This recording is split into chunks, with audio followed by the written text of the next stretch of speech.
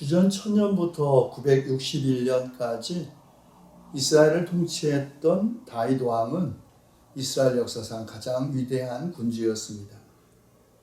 베들레헴 출신의 목동, 또 돌멩이 하나로 블레셋 장수 골리앗을 물리친 소년, 사울 왕의 시기와 살해 위협을 피해 도망가 블레셋의 용병 대장, 죽음의 음침한 골짜기를 셀 수 없이 헤매던 용맹스러운 군인, 뛰어난 정치력으로 남북왕국을 통일한 통일군주, 음악가이자 시인, 부하장수 우리아의 아내 밧세바와의 불륜의 사랑 때문에 심판을 받아 온 가문이 칼부림 속에서 살아야 했고, 자식들이 권력투쟁으로 서로를 죽이고 아들 압살롬의 반란으로 예루살렘에서 도망가지 않으면 안 되었던 실로 비운의 인간이 다윗이었죠. 그러나 다윗은 북이스라엘과 남유다의 통일군주로서 40년 제위 기간에 국토를 서쪽으로는 지중해, 남쪽으로는 시나이 사막, 동쪽으로는 요단 지역, 북쪽으로는 유프라데스에 이르기까지 확대했습니다. 예루살렘을 수도로 정하고 계약궤를 옮겨옴으로써 예루살렘을 통일왕국의 명실상부한 수도로 만들었죠. 이스라엘은 또 메시아가 다윗의 후손으로 태어날 것으로 믿었고, 다윗 왕조의 회복을 이스라엘 민족의 이상향으로 생각했습니다. 그리고 초대교회는 예수 그리스도가 다윗의 후손이라고 고백함으로써 다윗은 아브라함과 예수 그리스도 사이를 잇는 가장 위대한 인물로 평가했습니다. 우리가 아는 대로 다윗은 베들레헴 사람 이세 8명의 아들 가운데 막내 아들이었죠. 사무엘은 하나님의 명령으로 사울 왕을 이을 새로운 왕을 찾기 위해 베들레헴의 이세에게로 갔습니다. 그가 처음 본 이세의 맏아들, 준수하고 키가 큰 엘리압을 보았을 때 사무엘은 속으로 이렇게 생각하죠. 주님께서 기름 부어 세우시려는 사람이 정말 주님 앞에 나왔었구나. 그러나 주님은 사무엘에게 말씀하십니다. 너는 그의 준수한 겉모습과 큰 키만을 보아서는 안 된다. 그는 내가 세운 사람이 아니다. 나는 사람이 판단하는 것처럼 그렇게 판단하지 않는다. 사람은 겉모습만을 따라 판단하지만 나 주는 중심을 본다. 사람을 보는 하나님의 판단은 다르다는 것이죠. 하나님은 사람의 겉모습이 아니라 그 중심을 보십니다. 마음 바탕을 보신다는 것이죠. 겉모습이 얼마든지 꾸밀 수 있어도 인간의 마음 바탕 꾸밀 수 없기 때문입니다. 그래서 사무엘은 이세의 나머지 아들들을 차례로 불러 살펴보고 마침내 막내인 다윗을 발견합니다. 그때 다윗은 눈이 아름답고 외모도 준수한 홍안의 소년이었습니다. 사무엘은 다윗에게 기름을 부었고 그 후 주님의 영이 그날부터 계속 다윗을 감동시켰다고 합니다. 그런데 한편 사울 왕은 아주 갑작스럽게 심한 우울증에 빠졌습니다. 스스로를 통제할 수 없을 만큼 심한 감정의 기복과 우울증은 야훼의 영이 사울을 떠난 후 불안으로 더욱 악화되었습니다.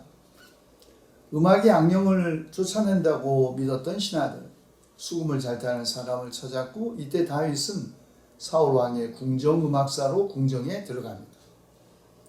다윗은 수금을 잘 탈 뿐만 아니라 용사이며 용감한 군인이고, 말도 잘하고 외모도 좋은 데다가 주님께서 그와 함께 하시는 인물로 알려지게 되었습니다. 다윗은 뛰어난 음악적 재능만 가지고 있었던 것이 아니라 시인이기도 했습니다. 전승에 따르면 성경 안에 있는 시편 150편 가운데 73편이 다윗이 지은 것이거나 혹은 다윗과 관련된 시들인데, 그 가운데 가장 잘 알려진 시 가운데 하나는 시편 23편입니다. 그런데 어느 날 블레셋이 전쟁을 일으켰습니다. 사울도 이스라엘 군대를 소집하여 테레빈 나무 골짜기에 진을 쳤습니다. 그런데 블레셋 진영에서 가 출신의 골리앗이라는 장수가 나왔는데 키가 거의 3m에 이르는 거인이었죠. 골리앗을 본 사울, 물론 모든 이스라엘 군대가 놀라고 두려워했습니다. 이때 참전한 형들에게 식량을 가져다 주려고 진지해온 다윗이 소문을 듣고 사울 왕의 허락을 받아 골리앗과 대결합니다. 실전 경험이 많은 거인 골리앗에게 소년 목동을 보내는 것을 안타깝게 생각한 사울은 처음에는 말리죠. 그러자 다윗이 말합니다. 누구든지 저자 때문에 사기를 잃어서는 안 됩니다. 임금님의 종인 저는 아버지의 양떼를 지켜왔습니다. 사자나 곰이 양떼에 달려들어 한 마리라도 물어가면 저는 곧바로 뒤쫓아가서 그놈을 쳐 죽이고 그 입에서 양을 꺼내어 살려내곤 하였습니다. 제가 사자도 죽이고 곰도 죽였으니 저 할례받지 않은 블레셋 사람도 그 꼴로 만들어 놓겠습니다. 살아계신 하나님의 군대를 모욕한 자를 어찌 그대로 두겠습니까? 사자의 발톱이나 곰의 발톱에서 저를 살려주신 주님께서 저 블레셋 사람의 손에서도 틀림없이 저를 살려주실 것입니다. 이 이후에 일어난 이야기 여러분 다 잘 아시죠? 사울은 자기 군장비로 다윗을 무장시켜 주지만 다윗은 장비를 모두 벗어버리고 목동의 지팡이 1개, 무린매와 돌 5개만을 가지고 골리앗에 맞섭니다. 홍안의 소년 목동을 골리앗은 아주 우습게 보죠. 막대기를 들고 나에게 나오다니 네가 나를 개로 여기는 것이냐? 어서 내 앞에 오너라. 내가 너의 살점을 공중의 새와 들짐승의 밥으로 만들어주마. 이렇게 외칩니다. 그러자 다윗이 말하죠. 너는 칼을 차고 창을 메고 투창을 들고 나에게로 나왔으나 나는 내가 모욕하는 이스라엘 군대 하나님 곧 만군의 주님의 이름을 의지하고 너에게로 나왔다. 주님께서 너를 나의 손에 넘겨주실 터이니 내가 오늘 너를 쳐서 내 머리를 베고 블레셋 사람의 죽음을 모조리 공중의 새와 땅의 들짐승에게 밥으로 주어서 온 세상이 이스라엘의 하나님을 알게 하겠다. 또 주님께서는 칼이나 창 따위를 쓰셔서 구원하시는 것이 아니라는 것을 여기에 모인 이 온 무리가 알게 하겠다. 전쟁에서 이기고 지는 것은 주님께 달린 것이다. 그리고 돌멩이 하나를 무린매로 던져 골리앗을 쓰러뜨리고 블레셋을 물리쳤습니다. 승진한 다윗이 군인들과 함께 돌아올 때 이스라엘의 모든 성읍에서 여인들이 소구와 괭과리를 들고 나와서 노래하고 춤추며 환호성을 지르면서 사울 왕을 환영했죠.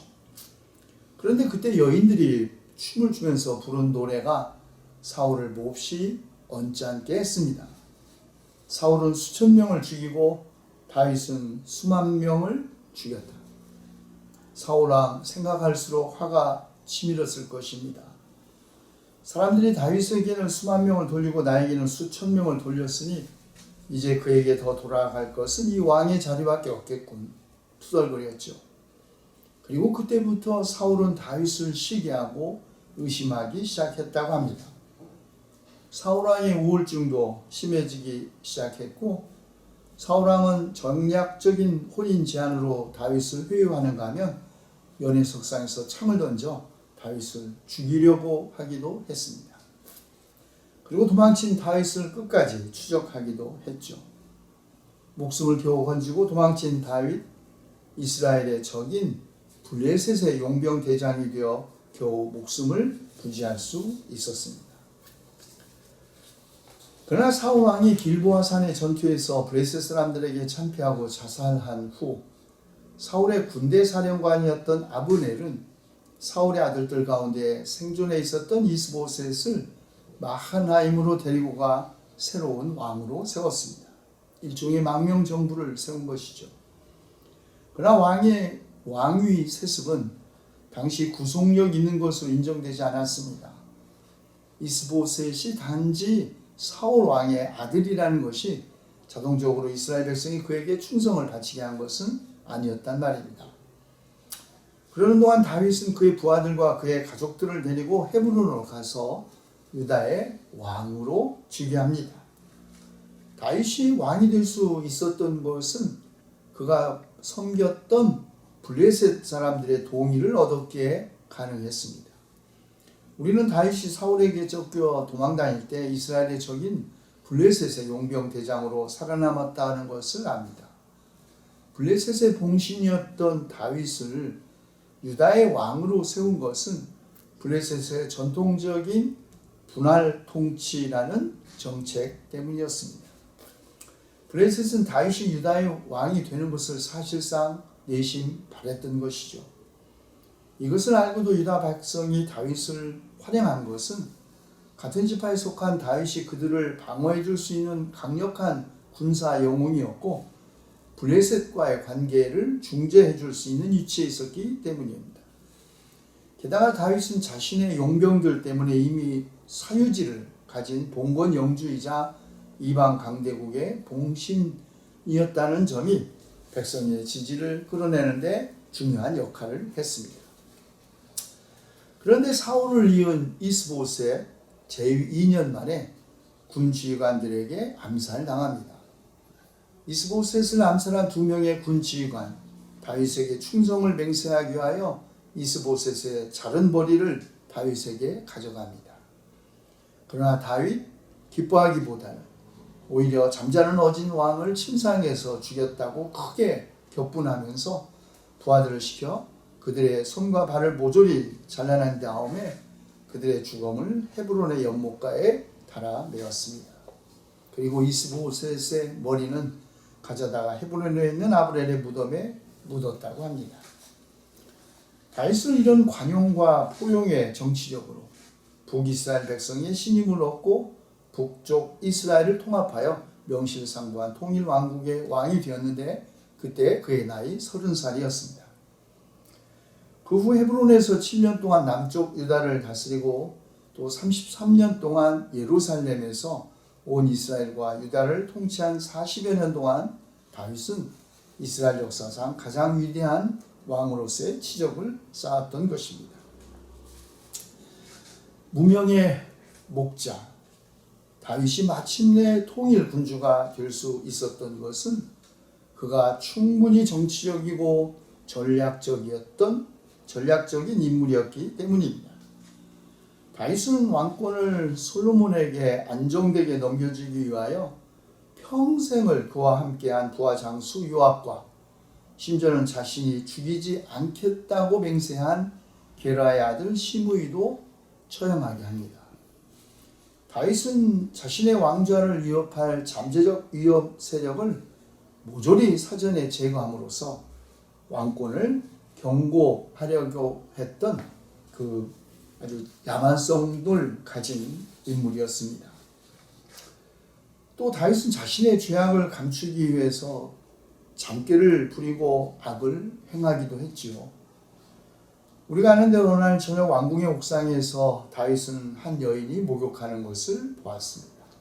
신하를 보내 알아보니 그녀는 부하장수 햇사람 우리아의 아내 밧세바였습니다. 그런데도 다윗은 밧세바와 정을 통했습니다. 밧세바가 임신한 사실을 알게 되자 전장에 나가 있던 우리아를 불러 휴가를 줍니다. 그러나 우리아는 언약궤와 이스라엘과 유다가 모두 장막을 치고 지내며 저의 상관이신 요압 장군과 임금님의 모든 신하가 벌판에서 진을 치고 있습니다. 그런데 어찌 저만 홀로 집으로 돌아가서 먹고 마시고 나의 아내와 잠자리를 같이 할 수가 있겠습니까? 임금님이 확실히 살아계심과 또 임금님의 생명을 걸고 맹세합니다. 그런 일은 제가 하지 않겠습니다며 집에 가지 않습니다. 당황한 다윗, 다음날 우리아를 또다시 불러 술에 취하게 했지만 우리아는 또 집에 가지 않습니다. 마침내 다윗은 요압 장군에게 편지를 써서 우리아를 전투가 가장 치열한 최전선에 배치하게 하여 마침내 전사하게 합니다. 모든 것은 다윗의 숨은 계획대로 되었습니다. 이제 남편이 없는 과부가 된 밧세바를 다윗은 합법적으로 자신의 후궁으로 삼을 수 있게 된 것입니다. 그러나 주님께서 보시기에 다윗이 한 일은 아주 악한 것이었습니다. 작은 악을 감추기 위해 더 큰 악을 저지르는 것이 인간이지만 그러나 세상에 드러나지 않을 악은 없습니다. 이때 하나님께서 예언자 나단을 보내어 다윗을 책망하십니다. 어찌하여 너는 나 주의 말을 가볍게 여기고 내가 악하게 여기는 일을 하였느냐? 너는 햇사람 우리아를 전쟁터에서 죽이고 그의 아내를 빼앗아 내 아내로 삼았다. 너는 그를 암몬 사람의 칼에 맞아서 죽게 하였다. 너는 이렇게 나를 무시하여 햇사람 우리아의 아내를 빼앗아다가 내 아내로 삼았으니 이제부터 영영 내 집안에서 칼부림이 떠나지 않을 것이다. 너는 비록 몰래 그러한 일을 하였지만 나는 대낮에 온 이스라엘이 바라보는 앞에서 이 일을 하겠다. 그러나 다윗의 이런 인간적 위대함은 그가 자신의 잘못을 시인하고 용서를 구한 데서 찾을 수 있습니다. 다윗은 곧바로 그 어떤 변명도 없이 나단에게 자백하죠. 내가 주님께 죄를 지었습니다. 정직하게 자신의 죄악을 자백한 다윗 주님은 용서하시지만 그의 죄에 대한 심판은 엄했고 나단의 예언은 실현되었습니다. 밧세바와의 사이에서 태어난 아기는 목숨을 잃었고 다윗의 통치 말년 아들들 사이의 권력 다툼으로 아들 압살롬이 반란을 일으키자 다윗은 예루살렘 성을 떠나 도피하지 않으면 안 되었습니다. 반란 진압 중에 아들 압살롬은 다윗의 부하장수 요압에게 처참하게 살해당했고 그의 아들 솔로몬도 왕위에 오르기 위해 모든 형제들과 잠재적 경쟁자들을 살해했습니다. 다윗의 집안에 칼부림이 떠나지 않았던 것이죠. 다윗이 말년에 인구조사를 합니다. 당시 인구조사는 세원의 확보와 징집을 위한 것이었습니다. 그러나 인구조사를 마친 후 다윗은 스스로 양심의 가책을 받아 죄를 자백하고 하나님의 용서를 빕니다. 그러나 진도하신 하나님 예언자 갓을 보내 세 가지 심판 가운데 하나를 선택하도록 합니다. 하나는 7년 동안 흉년이 들은 것이었고 다른 하나는 왕이 원수들에게 3개월 동안을 쫓겨 도망하는 것이었고 또 다른 하나는 3일 동안 전염병이 퍼지는 것이었습니다. 다윗은 사람의 손에 벌을 받고 싶지 않고 차라리 주님의 손에 벌을 받고 싶다고 생각하여 3일 동안의 전염병을 선택합니다. 그날 아침부터 이스라엘 백성들이 전염병으로 죽어가기 시작했습니다. 단에서부터 부엘세바에 이르기까지 백성 가운데서 죽은 사람이 7만 명이나 되었습니다. 이를 본 다윗이 주님께 아뢰옵니다. 바로 내가 죄를 지은 사람입니다. 바로 내가 이런 악을 저지른 사람입니다. 백성은 양떼일 뿐입니다. 그들에게는 아무런 잘못도 없습니다. 나와 내 아버지의 집안을 쳐주십시오. 제발 주님의 백성에게는 전염병을 거두어 주십시오. 지도자 한 사람의 죄악과 그에 대한 심판은 온 백성에게 미치기 때문에 진정한 지도자는 백성을 지키기 위하여 자기 자신과 자기 집안을 먼저 치는 사람입니다. 백성을 속여 자기 자신과 자기 집안만 챙기는 지도자는 진정한 지도자가 아니죠. 더군다나 나는 몰랐다고 모두 다 다른 사람의 잘못이라고 또 내게는 책임이 없다고 변명하고 책임을 회피하는 지도자는 결국 그가 벌인 부와 그가 속인 백성들에 의해서 끌려 내려오게 됩니다. 백성을 잠시 속일 수는 있어도 영원히 속일 수는 없습니다. 그리고 다윗은 진정한 의미의 용사였습니다. 부하 셋이 브레셋 진을 뚫고 나가 베들레헴 성문 곁에 있는 우물물을 길어 가지고 와서 다윗에게 바쳤을 때 그는 그 물을 마시지 않고 주님께 부어드리면서 말하죠. 주님, 이 물을 제가 어찌 감히 마시겠습니까? 이것은 목숨을 걸고 다녀온 새 용사의 피가 아닙니까? 다윗은 부하를 목숨을 걸고 지킨 용사, 부하의 목숨을 자기 피처럼 생각한 군인이었습니다. 구약 성경의 다윗 이야기에서 우리가 감동을 받는 부분은 사람마다 다 다를 것입니다. 어떤 이는 골리앗을 돌멩이 하나로 이긴 목동 소년의 용맹에서, 또 다른 이는 사울의 아들 요나단과의 목숨보다 진한 우정에서, 또 다른 이는 밧세바와의 불륜의 사랑과 정직한 회개에서, 언약궤가 다윗성에 들어올 때 기쁨에 넘쳐 왕의 체면도 생각하지 않고 춤추며 기뻐했던 다윗의 순수함에서, 혹은 군주로서의 뛰어난 정치력과 부하에 대한 사랑과 신의에서, 또는 통일 군주로서의 위대함에서 감동을 받을지 모릅니다. 그러나 다윗은 참으로 인간적인 인물이었습니다. 그의 모든 인간적 결함에도 불구하고 그를 위대한 인물로 평가하는 것은 그의 정직함 때문이었습니다. 그런 베들레헴의 목동에 불과했던 자신을 이스라엘의 왕으로 세우신 주님에게 이렇게 고백했죠. 하나님, 내가 누구이며 내 집안이 무엇이기에 주님께서 나를 이런 자리에 오르게 해주셨습니까? 주님께서는 만물을 다스리시며 주님의 손에 권세와 능력이 있으니 사람이 위대하고 강하게 되는 것도 주님의 손에 달렸습니다. 주님 앞에서 우리는 우리의 모든 조상처럼 나그네와 임시 거주민에 불과하며 우리가 세상에 사는 날이 마치 그림자와 같아서 의지할 곳이 없습니다. 나의 하나님, 주님께서는 사람의 마음을 헤아리시고 정직한 사람을 기뻐하시는 줄 제가 압니다. 다윗은 정직한 사람이었습니다. 그는 자신의 감정에 매우 솔직했고 자신의 실수와 잘못을 감추기 위하여 온갖 꼼수도 마다하지 않은 비열한 인간이었습니다. 그러나 결정적인 순간 자신의 죄악을 뉘우치고 회개했던 사람이죠.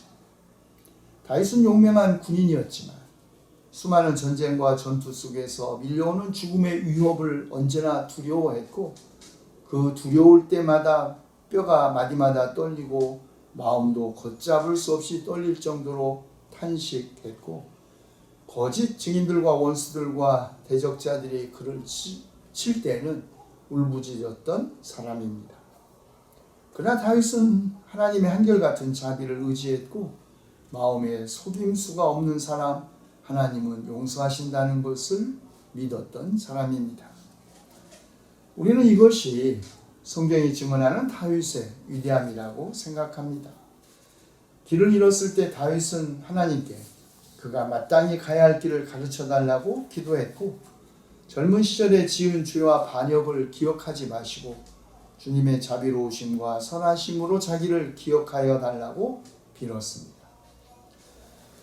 사람은 누구나 살아가면서 길을 잃을 수 있고 또 누구나 길을 잃은 적이 있습니다. 문제는 길을 잃는 데 있는 것이 아니라 회개하고 마땅히 가야 할 길을 가지 않는 데 있습니다. 다윗이 다시 일어설 수 있었던 것은 정직한 영혼을 용서하시는 변함없는 하나님의 사랑을 믿었기 때문입니다. 그래서 다윗은 정직한 사람은 하나님의 얼굴을 뵙게 될 것이라고 노래할 수 있었습니다. 그렇습니다.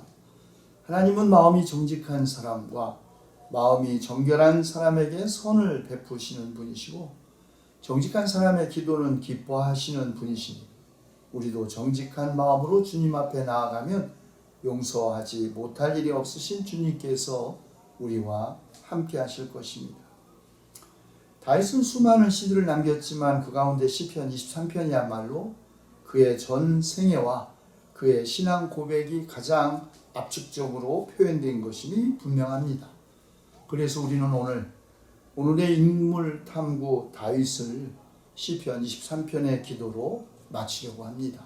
함께 시편 23편으로 기도하시겠습니다. 주님은 나의 목자시니 내게 부족함 없어라. 나를 푸른 풀밭에 누이시며 쉴만한 물가로 인도하시니 나에게 다시 새 힘을 주시고 당신의 이름을 위하여 바른 길로 나를 인도하신다. 내가 비록 죽음의 그늘 골짜기로 다닐지라도 주님께서 나와 함께 계시고 주님의 막대기와 지팡이로 나를 보살펴 주시니 내게는 두려움이 없습니다. 주님께서는 내 원수들이 보는 앞에서 내게 잔치상을 차려주시고 내 머리에 기름 부으시어 나를 귀한 손님으로 맞아주시니 내 잔이 넘칩니다. 진실로 주님의 선하심과 인자하심이 내가 사는 날 동안 나를 따르리니 나는 주님의 집으로 돌아가 영원히 그곳에서 살겠습니다. 아멘.